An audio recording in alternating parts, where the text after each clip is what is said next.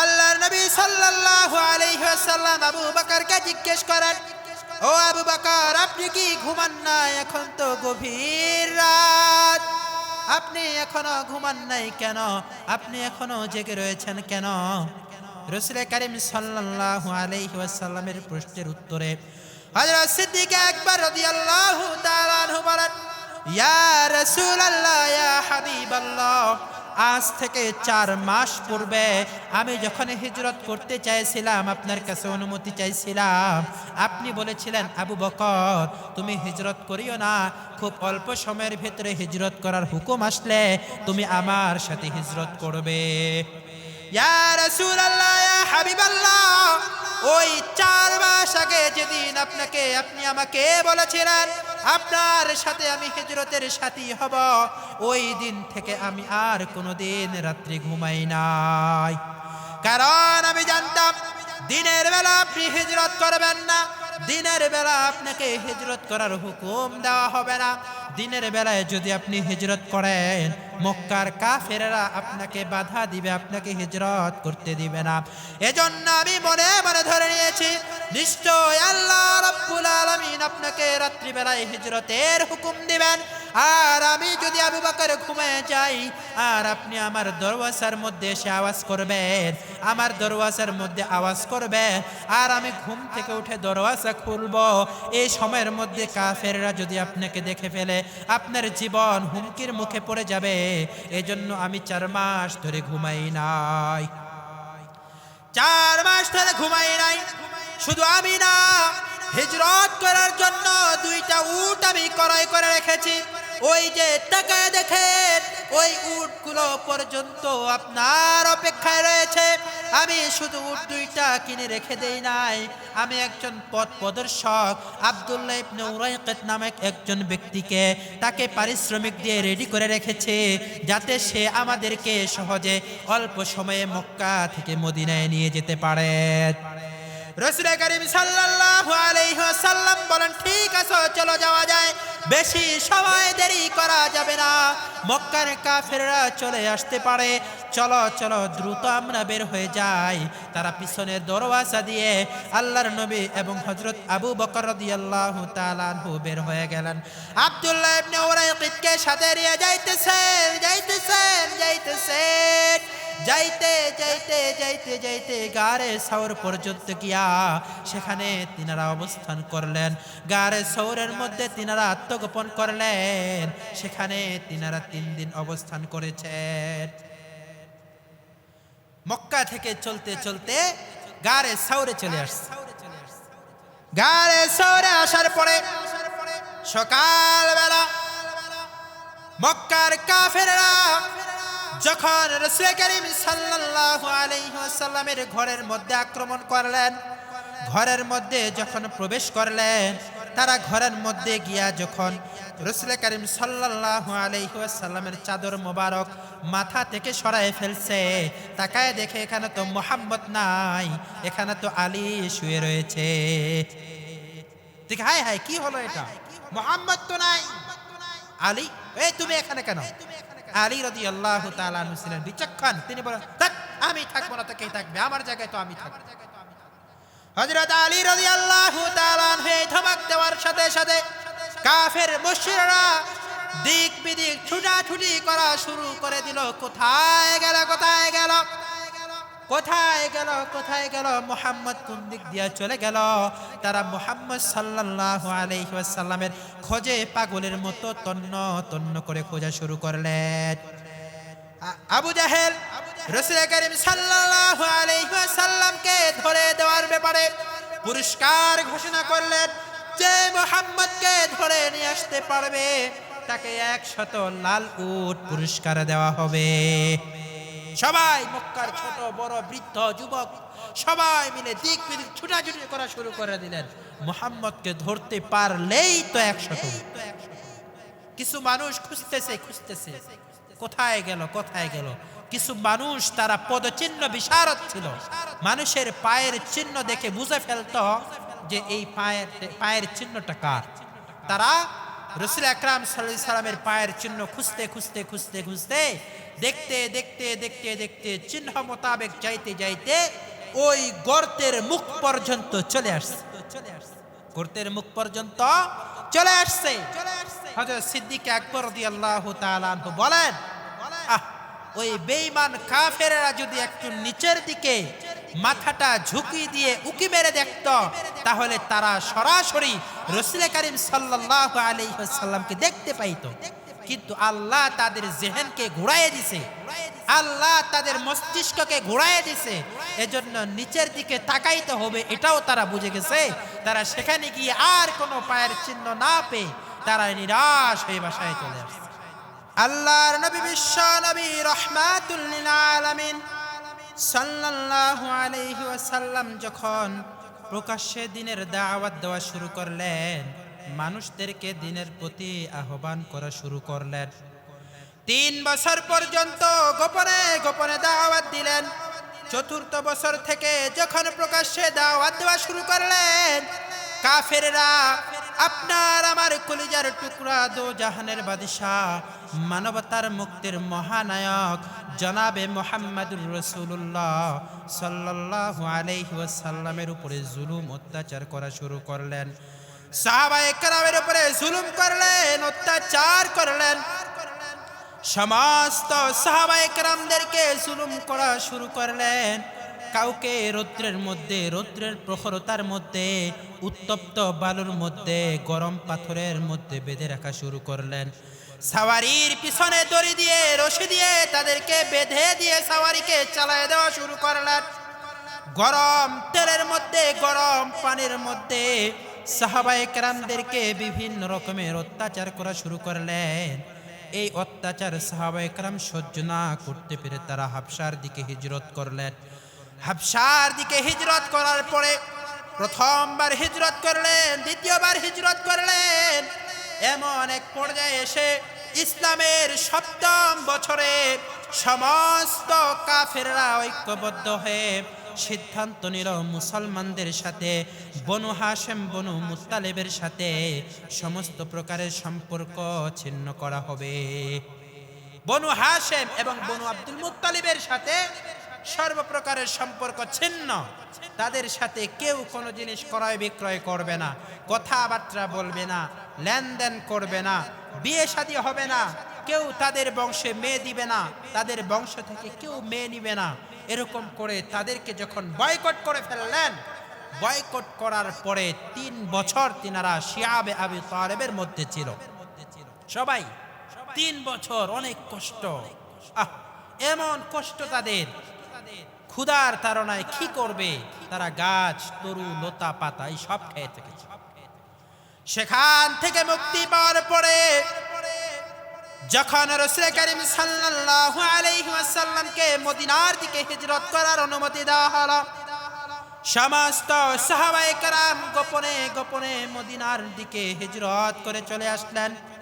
মক্কার মধ্যে সেরকম কোনো মুসলমান থাকলো না, শুধুমাত্র মুহাম্মাদুর রাসূলুল্লাহ এবং হযরত আবু বকর সিদ্দিক রাদিয়াল্লাহু তাআলা আনহু, হযরত আলী রাদিয়াল্লাহু তাআলা আনহু এবং কিছু মাহুর মুসলমান মক্কার মধ্যে রয়ে গেল। হঠাৎ করে কাফেরদের সমস্ত সরদারেরা দারুন নদওয়ার মধ্যে পরামর্শের মধ্যে বসে গেলেন, কি করা যায়, কি করা যায়, কি করা যায়, মুহাম্মদকে কি করা হবে। সবাই মিলে দারুন নাদওয়ায় পরামর্শে বসলেন, কি করা হবে। মুসলমানরা তো সবাই মদিনার মধ্যে চলে গেছে, অল্প কয়েকজন রয়ে গেছে, এখন শুধু মুহাম্মদ আছে আর মাহুর কিছু মানুষ রয়ে গেছে। এখন এদের সাথে কি করা হবে, মুহাম্মদকে কি করা যায়। দিন দিন তার ধর্ম তো উন্নতির দিকে চলে যাচ্ছে, মানুষ দলে দলে মুসলমান হয়ে যাচ্ছে, এখন কি করা যায়। কেউ পরামর্শ দিল তাকে একটা ঘরের মধ্যে বন্দী করে রাখা হবে, সেখান থেকে তাকে বের হতে দেওয়া হবে না। বাকিরা বলল না, এটা হতে পারে না, কারণ যদি তাকে বন্দী করা হয় তার অনুসারীরা এসে তাকে ছিনিয়ে নিয়ে যাবে। আরেক দল লোক বলল তাকে দেশান্তর করা হোক। বাকিরা বলল যে না, দেশান্তর করাটাও সমীচীন হবে না, কারণ সে যেখানেই যাবে সেখানেই তার বরকতে মানুষ দলে দলে তার ধর্মের অনুসারী হয়ে যাবে। তার ধর্মে লোক বাড়তে বাড়তে বাড়তে বাড়তে এক সময় এসে সে আমাদের উপরে আক্রমণ করবে, আমাদেরকে হত্যা করবে। এটাও করা হবে না। তাহলে কি করা হবে? একদল লোক পরামর্শ দিল, তাকে হত্যা করে ফেলা হবে। আবু জাহেল কমবক্ত কমিনা সবার সব রকমের পরামর্শগুলোকে নস্যাৎ করে দিয়ে সে সিদ্ধান্ত দিল, মক্কার সমস্ত গোত্রগুলো থেকে একজন করে মানুষ এসে সবাই একসাথে মুহাম্মদের উপরে আক্রমণ করবে, যাতে মুক্তিপণ সবার উপরে সমানভাবে আসে। হত্যা করা হবে, ঠিক আছে। কিভাবে হত্যা করা হবে? একদল লোক, কোন গোত্রের একজন, কিছু সংখ্যক মানুষ না, প্রত্যেক গোত্র থেকে একজন একজন করে মানুষ আসবে। তাহলে কি হবে? মুহাম্মদকে হত্যা করার কারণে যে মুক্তিপণ আসবে, এটা মক্কার সব গোত্রগুলোর উপরে সমানভাবে বর্তাবে। আর দ্বিতীয় নম্বর কথা হলো, বনু হাশেম বনু মুত্তালিব, তারা মক্কার সব গোত্রগুলোর বিরুদ্ধে ঝগড়া করা, মারামারি করা, বদলা নেওয়ার সাহস পাবে না। মুহাম্মদকে হত্যার বদলা নেওয়ার সাহস পাবে না। এজন্য কি করা হবে? সব গোত্রগুলো থেকে একজন একজন একজন একজন করে এসে একসাথে মুহাম্মদের উপরে আক্রমণ করবে। তারিখ নির্ধারণ করা হলো, অমুক দিন অমুক তারিখ। সময় নির্ধারণ করা হলো রাত্রে 12টার পরে। সবাই একসাথে ঐক্যবদ্ধ হয়ে একযোগে ঘুমন্ত মুহাম্মদের উপরে আক্রমণ করে তাকে হত্যা করা হবে। আল্লাহ রাব্বুল আলামিন বলেন, তোমরা চক্রান্ত করেছো, ওয়ায়ামকুরুনা ওয়ায়ামকুরুল্লাহ ওয়াল্লাহু খায়রুল মাকিরিন। আল্লাহ রাব্বুল আলামিন বলেন, তারাও চক্রান্ত করেছে, আল্লাহ রাব্বুল আলামিনও চক্রান্ত করেছে। আল্লাহ রাব্বুল আলামিনের চক্রান্তটাই হলো সর্বোত্তম চক্রান্ত। তারা চক্রান্ত করেছে। আজ রাত্রে 12টার পরে প্রত্যেকটা গোত্র থেকে একজন একজন করে মানুষ কিয়া মুহাম্মাদের উপরে একসাথে ঐক্যবদ্ধভাবে হামলা করে তাকে হত্যা করবে। আল্লাহ রাব্বুল আলামিন, আমি চক্রান্ত করলাম। আল্লাহ রাব্বুল আলামিন বলেন, আমি চক্রান্ত করলাম। আজকে মুহাম্মদ তোমাদের সকলের চোখে ফাঁকি দিয়া মক্কা ছেড়ে মদিনায় চলে যাবে। সবাই চলে আসছে। 11 জন মানুষ রাসূল করিম সাল্লাল্লাহু আলাইহি ওয়াসাল্লামের যে ঘর, এই ঘরের চতুর্পাশে বসে গেছে। আল্লাহ রাব্বুল আলামিন আপনার আমার নবী, বিশ্ব নবী রাহমাতুল লিল আলামিন সাল্লাল্লাহু আলাইহি ওয়াসাল্লামকে হিজরত করার হুকুম দিয়ে দিলেন। আল্লাহর নবী সাল্লাল্লাহু আলাইহি ওয়াসাল্লাম হযরত আলী রাদিয়াল্লাহু তাআলা আনহুকে বললেন, ও আলী, তুমি আমার জায়গায় ঘুমায় যাও, তারা তোমাকে হত্যা করবে না। আর আমার জায়গায় তুমি শুয়ে থাকলে তারা মনে করবে মুহাম্মদ এখনো শুয়ে আছে, চিন্তার কোনো কারণ নাই। আমার জায়গায় শুয়ে যাও। যদি বিছানাটা খালি থাকে তারা মনে করবে মুহাম্মদ চলে গেছে। তুমি আমার জায়গায় শুয়ে থাকো, তারা মনে করবে মুহাম্মদ এখনো শুয়ে আছে, সময় মতো আমরা কাজ করব। এইভাবে হযরত আলী রাদিয়াল্লাহু তাআলা আনহুকে রাসূল করিম সাল্লাল্লাহু আলাইহি ওয়াসাল্লাম নিজের চাদরটা ঢাকা দিয়ে নিজের বিছানার মধ্যে শোয়ে দিলেন, আর তিনি ঘর থেকে বের হয়ে গেলেন। আল্লাহ রাব্বুল আলামিনের হুকুমে তিনি হাতের মধ্যে এক মুঠ মাটি নিলেন। মাটি নিয়ে সমস্ত কাফেরদের দিকে ছিটিয়ে দিলেন। আল্লাহ রাব্বুল আলামিন কুদরতি ভাবে এই মাটিগুলো, এই ধুলো বালিগুলো সমস্ত কাফেরদের চোখের মধ্যে পৌঁছায় দিলেন। সবাই চোখ কসলাতে কসলাতে ব্যস্ত হয়ে গেল। সবাই চোখ কসলাইতেছেন, কি হলো কি হলো, চোখের মধ্যে কি পড়লো। এদিকে হুজুরে পাক সাল্লাল্লাহু আলাইহি ওয়াসাল্লাম তাদের চোখ ফাঁকি দিয়ে চলে গেলেন। রওনা হয়ে গেলেন হযরত সিদ্দিক আকবর রাদিয়াল্লাহু তাআলা আনহুর বাসায়। সিদ্দিক আকবর রাদিয়াল্লাহু তাআলা আনহুর বাসায় গিয়ে দরওয়াজায় আওয়াজ করার সাথে সাথে হযরত আবু বকর রাদিয়াল্লাহু তাআলা আনহু দরজা খুলে দিলেন। আল্লাহর নবী সাল্লাল্লাহু আলাইহি ওয়াসাল্লাম আবু বকরকে জিজ্ঞেস করেন, ও আবু বকর আপনি কি ঘুমান না? এখন তো গভীর রাত, আপনি এখনো ঘুমান নাই কেন? আপনি এখনো জেগে রয়েছেন কেন? রাসূল করিম সাল্লাল্লাহু আলাইহি ওয়াসাল্লামের প্রশ্নের উত্তরে হযরত সিদ্দিক আকবর রাদিয়াল্লাহু তাআলা আনহু বলেন, ইয়া রাসূলুল্লাহ, ইয়া হাবিবাল্লাহ, আজ থেকে 4 মাস পূর্বে আমি যখন হিজরত করতে চাইছিলাম, আপনার কাছে অনুমতি চাইছিলাম, আপনি বলেছিলেন আবু বকর তুমি হিজরত করিও না, খুব অল্প সময়ের ভিতরে হিজরত করার হুকুম আসলে তুমি আমার সাথে হিজরত করবে। ইয়া রাসূলুল্লাহ, ইয়া হাবিবাল্লাহ, ওই 4 মাস আগে যেদিন আপনি আমাকে বলেছিলেন আপনার সাথে আমি হিজরতের সাথী হব, ওই দিন থেকে আমি আর কোনোদিন রাত্রি ঘুমাই নাই। কারণ আমি জানতাম দিনের বেলা আপনি হিজরত করবেন না, দিনের বেলা আপনাকে হিজরত করার হুকুম দেওয়া হবে না। দিনের বেলায় যদি আপনি হিজরত করেন মক্কার কাফেররা আপনাকে বাধা দিবে, আপনাকে হিজরত করতে দিবে না। এজন্য আমি মনে মনে ধরে নিয়েছি নিশ্চয় আল্লাহ রাব্বুল আলামিন আপনাকে রাত্রিবেলায় হিজরতের হুকুম দিবেন। আর আমি যদি আবু বকর ঘুমিয়ে যাই আর আপনি আমার দরওয়াজার মধ্যে এসে আওয়াজ করবেন, আমার দরওয়াজার মধ্যে আওয়াজ করবেন, আর আমি ঘুম থেকে উঠে দরওয়াজা খুলবো, এই সময়ের মধ্যে কাফেররা যদি আপনাকে দেখে ফেলে আপনার জীবন হুমকির মুখে পড়ে যাবে। এজন্য আমি 4 মাস ধরে ঘুমাই নাই। 4 মাস ধরে ঘুমাই নাই। শুধু আমি না, হিজরত করার জন্য 2টা উট আমি ক্রয় করে রেখেছি। ওই যে টাকায় দেখেন ওই উটগুলো পর্যন্ত আপনার অপেক্ষায় রয়েছে। আমি শুধু উট 2টা কিনে রেখে দেই নাই, আমি একজন পথ প্রদর্শক আব্দুল্লাহ ইবনে উরাইকাত নামক একজন ব্যক্তিকে তাকে পারিশ্রমিক দিয়ে রেডি করে রেখেছে, যাতে সে আমাদেরকে সহজে অল্প সময়ে মক্কা থেকে মদিনায় নিয়ে যেতে পারে। রাসূল করিম সাল্লাল্লাহু আলাইহি ওয়াসাল্লাম বলেন, ঠিক আছে চলো যাওয়া যায়, বেশি সময় দেরি করা যাবে না, মক্কার কাফেররা চলে আসতে পারে। চলো চলো দ্রুত আমরা বের হয়ে যাই। তারা পিছনের দরওয়াজা দিয়ে আল্লাহর নবী এবং হযরত আবু বকর রাদিয়াল্লাহু তাআলা আনহু বের হয়ে গেলেন। আব্দুল্লাহ ইবনে উরাইকাতকে সাথে নিয়ে যাইতেছেন। যাইতে গারে সাওর পর্যন্ত গিয়া সেখানে তিনারা অবস্থান করলেন। গারে সাওরের মধ্যে তিনারা আত্মগোপন করলেন। সেখানে তিনারা 3 দিন অবস্থান করেছেন। মক্কা থেকে চলতে চলতে গারে সাওরে চলে আসছে।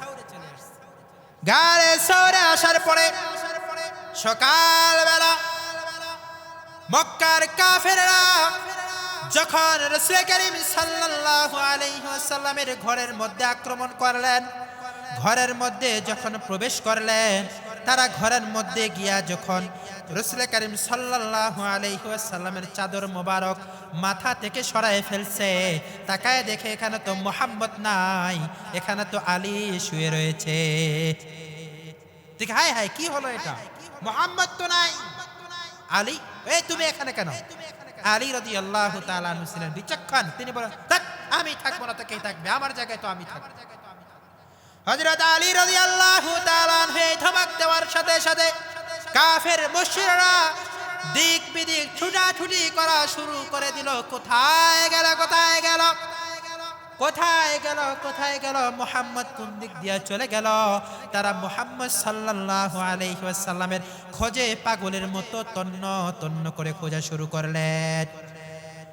আবু জাহেল রাসূল করিম সাল্লাল্লাহু আলাইহি ওয়াসাল্লামকে ধরে দেওয়ার ব্যাপারে পুরস্কার ঘোষণা করলেন, যে মুহাম্মদকে ধরে নিয়ে আসতে পারবে তাকে 100 লাল উট পুরস্কার দেওয়া হবে। সবাই মক্কার ছোট বড় বৃদ্ধ যুবক সবাই মিলে দিক বিদিক ছুটাছুটি করা শুরু করে দিলেন। মুহাম্মদকে ধরতে পারলেই তো 100। কিছু মানুষ খুঁজতেছে, কোথায় গেল। কিছু মানুষ তারা পদচিহ্ন বিশারদ ছিল, মানুষের পায়ের চিহ্ন দেখে বুঝে ফেলতো যে এই পায়ের চিহ্নটা কার। তারা রাসূল আকরাম সাল্লাল্লাহু আলাইহি সাল্লামের পায়ের চিহ্ন খুঁজতে দেখতে চিহ্ন মোতাবেক যাইতে ওই গর্তের মুখ পর্যন্ত চলে আসছে। গর্তের মুখ পর্যন্ত চলে আসছে। হযরত সিদ্দিক আকবর রাদিয়াল্লাহু তাআলা আনহু বলেন, ওই বেঈমান কাফেররা যদি একটু নিচের দিকে মাথাটা ঝুঁকি দিয়ে উকি মেরে দেখত, তাহলে তারা সরাসরি রাসূল করিম সাল্লাল্লাহু আলাইহি ওয়াসাল্লামকে দেখতে পাইত। কিন্তু আল্লাহ তাদের জেহেনকে ঘুরাইয়ে দিয়েছে, আল্লাহ তাদের মস্তিষ্ককে ঘুরাইয়ে দিয়েছে, এজন্য নিচের দিকে তাকাইতে হবে এটাও তারা বুঝে গেছে। তারা সেখানে গিয়ে আর কোনো পায়ের চিহ্ন না পেয়ে তারা নিরাশ হয়ে বাসায় চলে আসছে। আবু বকর সিদ্দিক রাদিয়াল্লাহু তাআলা আনহু বলেন, আমি গর্তের ভিতরে, সাওরের ভিতরে ওই কাফের মুশরিকদের পায়ের পা দেখতে পাইলাম। আমি পা দেখে চিনে ফেললাম এই পা গুলো কার। তারা পরস্পরের মধ্যে কথা বলতেছে, তাদের কথার আওয়াজগুলো আমি শুনতে পাইলাম। আমার ভীষণ ভয় হচ্ছিল, ভয়ে আমার শরীরটা কাঁপতেছিল। আল্লাহর নবী, বিশ্ব নবী রাহমাতুল লিল আলামিন সাল্লাল্লাহু আলাইহি ওয়াসাল্লাম কোন রকমের ভয় পাইলেন না। তিনি আমাকে সান্ত্বনা দিয়ে বললেন, লা তাহজান ইন্নাল্লাহা মানা। এই আবু বকর, ভয় পেও না, কারণ আমাদের সাথে কে আছে? আল্লাহ। ভয় পেও না তুমি, আমাদের সাথে আছে আল্লাহ। আল্লাহ আমাদেরকে হেফাজত করবে। আল্লাহ যদি আমাদেরকে হেফাজত করে, এই কাফের মুশরিকরা যতই চক্রান্ত করুক না কেন, আল্লাহ সব চক্রান্তগুলো কেন সাৎ করে দিবে। এদিকে আবু বকর সিদ্দিক রাদিয়াল্লাহু তাআলা আনহু নিজের কলিজার টুকরা সন্তান হযরত আসমা রাদিয়াল্লাহু তাআলা আনহুকে হুকুম দিয়েছেন। ওই সময় আসমা রাদিয়াল্লাহু তাআলা আনহা সন্তান সম্ভাবনা ছিলেন, তিনার গর্ভে সন্তান ছিল, গর্ভবতী অবস্থায় তিনাকে হুকুম দিয়েছেন যে রাসূল করিম সাল্লাল্লাহু আলাইহি সাল্লামের জন্য ওই গর্ত পর্যন্ত খাবার নিয়ে যাওয়া। রাত্রিবেলায় তিনি খাবার নিয়ে যেতেন। আর আবু বকর সিদ্দিক রাদিয়াল্লাহু তাআলা আনহুর ছেলে আব্দুল্লাহ, তিনি সারাদিন মক্কার এদিক সেদিক গলিতে গলিতে ঘুরে মক্কায় কি হচ্ছে না হচ্ছে সব খবরগুলো সংগ্রহ করে রাত্রিবেলায় রাসূলের কাছে এসে এই খবরগুলো রাসূলকে দিয়ে দিতেন। এদিক দিয়ে গোলামকে হুকুম করেছেন, গোলাম, তোমার এই কয়েকদিনের কাজ হলো, তুমি প্রতিদিন সকালবেলা সবাই যখন ঘুমাবে, ভোর সকালে উঠে বকরির দল নিয়ে, বকরির পাল নিয়ে তুমি ওই গর্ত পর্যন্ত যাবা এবং আসবা, যেন আব্দুল্লাহ আর আসমা যে প্রতিদিন রাত্রে ওই গর্তের মধ্যে যায়, সেখানে যাতায়াত করে এই চিহ্নগুলো যেন মিশে যায়, এই চিহ্নগুলো যেন আর না থাকে। সিদ্দিক আকবর রাদিয়াল্লাহু তাআলা আনহু মাথার মধ্যে সব কিছু ঠিকঠাক করে রেখেছেন। 3 দিন সেখানে অপেক্ষা করার পরে, 3 দিন পরে সেখান থেকে আবার বের হয়ে গেলেন। বের হয়ে যাইতেছেন, এদিকে মক্কার অবস্থা বড় গরম। মানুষেরা দিক বিদিক খুঁজাখুঁজি করতেছে, মুহাম্মদ কোথায়, আবু বকর কোথায়। একদিন এক লোক বলতেছে, আমি কিছু সংখ্যক মানুষকে ওইদিকে যাইতে দেখলাম, মনে হয় ওরাই মুহাম্মদ আর আবু বকর হবে। তো এই সময় একজন সুরাকা নামক ব্যক্তি ছিলেন। এই ব্যক্তি আব্দুল্লাহ ইবনে সুরাকা, না সুরাকা ইবনে মালিক, সুরাকা ইবনে মালিক। এই সুরাকা ইবনে মালিক তিনি যখন এই পথিকের কথা শুনলেন, তিনি বললেন, আরে না, তুমি অমুককে দেখেছো, তারা এই মুহাম্মদ আর আবু বকর না। এই কথা বলে তিনি গোলামকে হুকুম করলেন, ইশারা দিলেন যে আমার ঘোড়াটা রেডি করো, কারণ আমি তাকে ওই কথা থেকে ফিরিয়ে দিয়েছি, আর কেউ শুনবে না।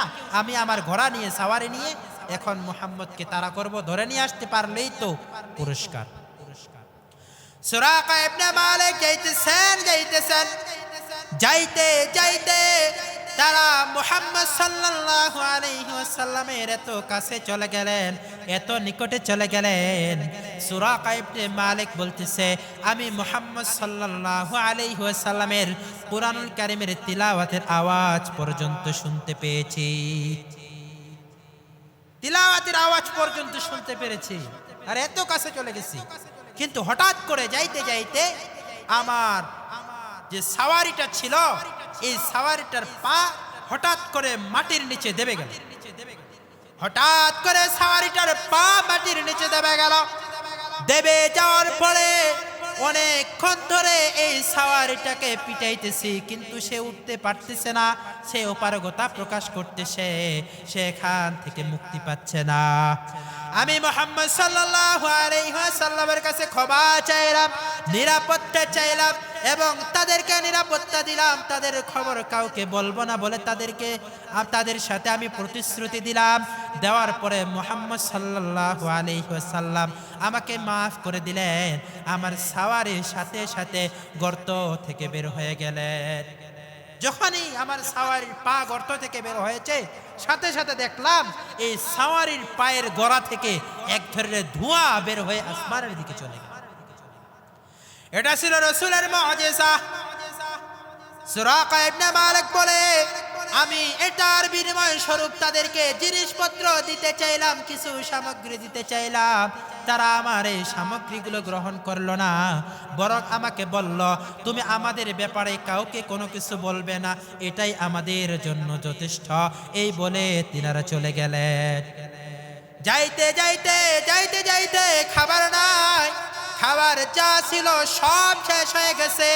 আবু বকর সিদ্দিক রাদিয়াল্লাহু তাআলা আনহু পেরেশানের মধ্যে পড়ে গেলেন। কি খাবারের ইন্তজাম করা যায়, কি খাবারের ব্যবস্থা করা যায়, খাবার কোথায় পাওয়া যাবে? যাইতে যাইতে উম্মে মাবাদ নামক একজন মহিলার বাড়ির কাছে চলে গেলেন। অনেক মোটা সোটা এক মহিলা, যিনি সারাদিন বসে থাকতেন, কোনো মেহমান পেলে মেহমানকে মেহমানদারি করাইতেন। আবু বকর সিদ্দিক রাদিয়াল্লাহু তাআলা আনহু বলেন, ও আল্লাহর বান্দি, আমি আপনার বাসায় মেহমান হতে চাই, আমরা আপনার বাসায় মেহমান হতে চাই। মেহেরবানি করে আপনার বাসায় যদি কোনো খাবার থাকে, যদি কোনো দুধ থাকে, আপনি আমাদেরকে মেহমানদারি করাইতে পারেন। মহিলা বলে, সময়টা দুর্ভিক্ষ চলতেছে, বকরিগুলোর মধ্যে দুধ নাই। তাছাড়াও যে বকরিগুলোর মধ্যে অল্প কিছু দুধ আছে, এই বকরিগুলোকে ঘাস খাওয়ানোর জন্য মাঠে নিয়ে যাওয়া হয়েছে। ঘরের মধ্যে কোনো বকরি নাই, একটা আছে যেটা অপারগ বৃদ্ধ হয়ে গিয়েছে, দলের সাথে চলতে পারে না, হাঁটতে পারে না, এজন্য এটাকে বেঁধে রেখেছি। তাছাড়া আমার ঘরে কোনো খাবার নাই। আবু বকর সিদ্দিক রাদিয়াল্লাহু তাআলা আনহু বললেন, ওই বকরিটাকে দাও। আল্লাহর নবী সাল্লাল্লাহু আলাইহি ওয়াসাল্লাম তিনার হাত বকরির ওলানে দেওয়ার সাথে সাথে ওই বৃদ্ধ বকরিটার ওলান দুধে ভরপুর হয়ে গিয়েছে। বৃদ্ধ বকরি দুধ নাই, চলতে পারে না, হাঁটতে পারে না, আল্লাহর নবীর হাতের স্পর্শের কারণে দুধ দিয়ে ভরে গিয়েছে। উম্মে মাবাদের কাছ থেকে বড় ধরনের একটা পাত্র নিয়ে আসা হলো। পাত্র ভর্তি করে দুধ দহন করা হলো। উম্মে মাবাদ সেখান থেকে পান করলেন, খাদেমদেরকে পান করাইলেন, আশপাশের মানুষগুলোকে পান করাইলেন। আবু বকর সিদ্দিক রাদিয়াল্লাহু তাআলা আনহু পান করলেন। রাসূল করিম সাল্লাল্লাহু আলাইহি ওয়াসাল্লাম পান করলেন। আব্দুল্লাহ ইবনে উরাইকিত পান করলেন। সবাই পান করার পরে রাসূল করিম সাল্লাল্লাহু আলাইহি ওয়াসাল্লাম আবার বকরি দহন করে ওই পাত্রটাকে ভরপুর করে উম্মে মাবাদকে দিয়া আবার সেখান থেকে চলে গেলেন। চলে যাইতেছেন যাইতেছেন যাইতেছেন, ইতি সময়ের মধ্যে, এই সময়ের মধ্যে উম্মে মাবাদের স্বামী আবু মামাদ ঘরের মধ্যে চলে আসছে। ঘরের মধ্যে আসার পরে, ঘরের মধ্যে ঢুকার পরে পাত্রের মধ্যে দুধ দেখে তিনি আশ্চর্য হয়ে গেলেন। স্ত্রীকে জিজ্ঞেস করলেন, দুধ কোথায় পেলে? বাসায় কোনো বকরি নাই, বকরি সব মাঠের মধ্যে নিয়ে যাওয়া হয়েছে। যে বকরিটা ঘরের মধ্যে আছে ওই বকরিটা দুধ দিতে পারে না, দুধ দিতে অক্ষম। এই বকরিটার মাধ্যমে তুমি কোথায় দুধ পাইলা? দুধ কোথা থেকে আসলো? উম্মে মাবাদ বলে, এক বরকতময় যুবক আজকে আমাদের ঘরে আগমন করেছিল। তার হাতের বদৌলতে আমাদের এই বৃদ্ধা বকরিটা দুধ দিয়েছে। আবু মাহবাদ বলে, আমার মনে হচ্ছে এটা দুনিয়ার সাধারণ কোনো মানুষ নয়, এটা হলো ওই মানুষ যে মানুষটা মক্কা থেকে বিদায় নিয়ে চলে এসেছে। মক্কার মানুষরা যে মানুষটাকে পাগলের মতো খুঁজতেছে। দুনিয়ার সব মানুষ চিনে গেল, বকরি রসুলকে চিনে, কবুতর রসুলকে চিনে, মাকড়সা রসুলকে চিনে, গাছপালা তরুলতা সবাই রসুলকে চিনল। কিন্তু এই কাফের মুশরিকরা রসুলকে চিনল না। তারা রসুলকে হত্যা করার জন্য, রসুলকে মেরে ফেলার জন্য, রসুলকে দুনিয়া থেকে বিদায় করে দেওয়ার জন্য তারা পাগল পারা। আর আল্লাহ বলে, তোমরা যতই পাগল পারা হও না কেন, তোমরা যতই রসুলকে হত্যা করতে চাও না কেন, তোমরা যতই ষড়যন্ত্র করো না কেন, আমি তোমাদের সকল ষড়যন্ত্রকে নস্যাৎ করে দিয়ে আমি আমার হাবিব, আমি আমার দোস্ত, আমি আমার বন্ধু মুহাম্মদ সাল্লাল্লাহু আলাইহি ওয়াসাল্লামকে নিরাপদে সহিহ সালামতে মদিনার মধ্যে পৌঁছে দেব। বলেন সুবহানাল্লাহ।